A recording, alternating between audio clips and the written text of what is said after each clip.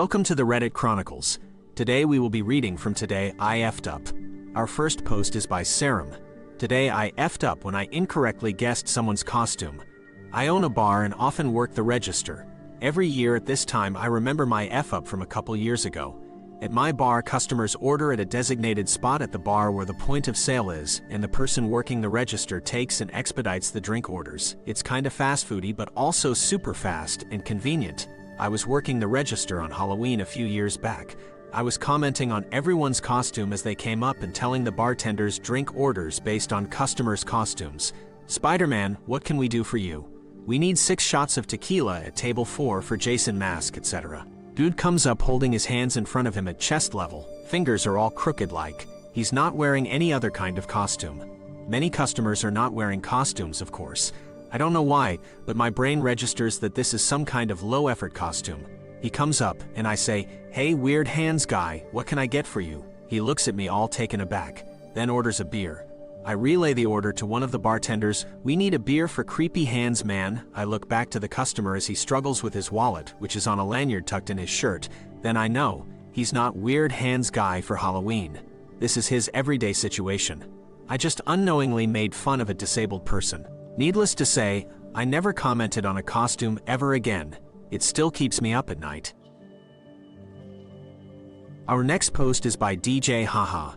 Today I F'd up by calling a girl fat. I, 35M, didn't actually use that word, but we all know it doesn't matter. I ended a 5-year relationship in January of this year.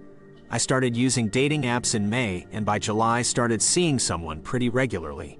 In our first State of the Union talk, we both agreed to a casual dynamic with open communication, even though neither of us were interested in seeing other people. And during this talk, both admitted to not having used the apps since we first met. I thought things were going well until the last couple of weeks when we hadn't seen or spoken to each other much. We finally got on the phone last night, and apparently a few weeks ago I had dove too deep into my previous relationship during dinner conversation. That didn't sit well with her, and she thought I still had feelings for my ex. I explained that I didn't, which is the truth, and that while I had agreed to the casual dynamic, I was actually genuinely falling for her, and just didn't say anything thinking it would betray our agreement or scare her away. Well, her feelings about my perceived attachment to my ex had been marinating too long to come back from, and she wanted to break things off entirely, thinking I wasn't ready for the next step. After explaining my side, I was just being nice and showing concern for the well-being of a person I used to share a life with, but have absolutely no lingering attachment to. She did feel bad for not asking about it sooner, and it seemed like maybe if I just left it there, she might think about it for a few days and want to talk more. I was pretty disappointed, and as the call was winding down, and in the spirit of open communication, suggested we say anything we wished we had said earlier. Looking back on it now, I still cannot believe I said this, and there's zero justification for it, but I made a comment about her weight. She had just started going to the gym again, and I said I had been looking forward to the transformation. She doesn't need to lose any weight, and when she brought it up weeks ago, I said she already looked great and that I was already very physically attracted to her. I think that's why I said it. I maybe meant something along the lines of, "Your body is great and I'm attracted to it, and I would only be more attracted to it if, my God, what a jerk I am." Naturally, she got very upset and ended the call forcing back sobs. I texted her right after apologizing profusely and sincerely. I'm horrified with my behavior and have never felt such shame and regret. Our next post is by Cigar Dude. Today I F'd up by using the bathroom after a hot girl. So today I was eating lunch at this bomb-ass Mexican restaurant in my area. Absolutely love their food, and they serve their chips with the enchilada sauce on top with melted cheese. Good lord. Anyways, I get up to use the bathroom, which is only a one-person unisex bathroom with a wooden door. I'm standing behind waiting for my turn, and up behind me walks a hot girl. Being a gentleman, I naturally let her cut in front of me. At no point in time was I hitting on her or was I expecting anything in return, simply trying to be a gentleman. However, I will note that she was pretty attractive. The person walks out and then she goes in. A few moments later, she quietly walks out, smiles at me as if she's thanking me, and then I go in. Good Godfather Almighty, maker of heaven and earth, I completely fell to the ground. The smell was absolutely horrific and could best be described as soggy saltwater sand mixed with rancid meat. I immediately started to gag and breathe through my mouth. This only made it worse because I started to taste the smell, which only made me more sick. Then I look in the toilet to see the crime scene. She didn't even flush the toilet. It was like accidentally clicking on the worst NSFW picture in a sleazy underground unmoderated forum, or clicking open the mysterious AVI file you downloaded from LimeWire back in the 2000s. I kid you not that by this time I was having trouble keeping my eyes open as I flushed the toilet. My mouth began to water as I gagged and dry heaved. I'm over 2 years sober and hadn't felt that feeling since I quit drinking alcohol. I throw my hand over my mouth as my delicious food started to come out and expand my cheeks like 2 balloons. I empty the contents into the toilet, flush, and bolt out of the door. The feeling of relief was like walking out of a CS chamber complete with all orifices dripping liquid. I go up to the restaurant staff and pull an Ace Ventura shouting, "Do not go in there." Of course, then I think that they're going to think it was me, so I tell them that I swear it wasn't me, followed by demanding that someone empty a bottle of Febreze or air freshener in the bathroom. Miss Chernobyl butt was gone by this point. I also learned today that something small, innocent-looking, and pretty is capable of making the worst smell ever created in mankind. Typing this, I still have remnants of the lingering smell in my nose, and when I got home I threw all of my clothes in the washer and took a hot shower. Our next post is by Douglas the Demon. Today I effed up by going to a party. I, 19M, recently spent the night with a young Christian couple. Thankfully, not sexually. I had no idea they were Christian when I met the two of them.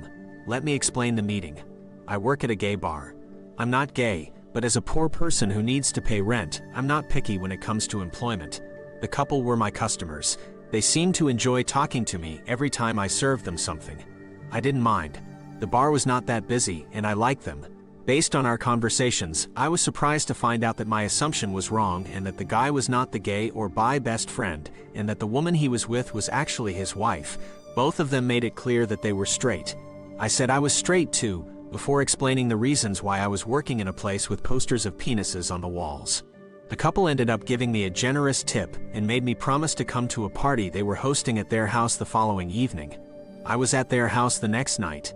To be honest, I didn't want to go, but I wanted to avoid an awkward apology if I happened to see them at the bar again. So there I was, at the party. I'm gonna dive straight into the what the F. This was no party. At least not for me. It was a gathering of Christians, and it seemed like I was the only random person there. I didn't really know what the crap I was part of at first, until the Christian couple introduced all the other people to me as sister and brother so-and-so. The couple asked me if I believed in the big guy in the sky. I shrugged and said I didn't know. The husband said he owned his own business and credited the big guy for making that possible. Before I could respond, he asked if I would like to work for him instead of working at, and he quoted me on this, a place with posters of penises on the walls. He literally said my job at the gay bar was sinful and shameful. Not gonna lie, I had no interest in working for him. I know beggars can't be choosers, but I didn't feel comfortable working for a guy who shamed another guy for working at a gay bar. I declined his offer as delicately as possible and said office work was not for me, especially in telemarketing. The husband pointed at one of the people in the room, an attractive woman, and said that she also used her body to please others before he showed her another way to earn a living without sin. I said thanks, but no thanks, when it seemed like he was waiting for me to provide some kind of response. The couple looked dissatisfied. The wife decided to take control of the conversation and ask me if she and her husband could pray for me. I thought she meant pray for me, as in something she and her husband would do in private while I was off living my life in sin or some shit, which is why I was like, sure, whatever, pray away. However, I soon realized they meant pray for me at that specific moment. And not just them, everyone. The couple encouraged everybody to gather around and not only pray for my protection at the gay bar against my gay coworkers and customers, but also pray for me to change my mind and accept the job I was offered. Cue people who practically knew nothing about me, praying for me out loud. It was bizarre. Everyone was suddenly shouting words at me. I had no idea what to do except to awkwardly stand there and occasionally wipe people's saliva shots off my face. What was even weirder was the fact that everyone finished praying at different times. It all came down to one man who went on and on about random stuff that had nothing to do with me. At the end of the prayer session, I dropped the "I need to use the bathroom" line to escape the group and eventually the house when the coast was clear. No goodbyes. I was gone. Hands down the most uncomfortable and unexpected experience of my life so far. Thank you for listening to the Reddit Chronicles. Follow for more content.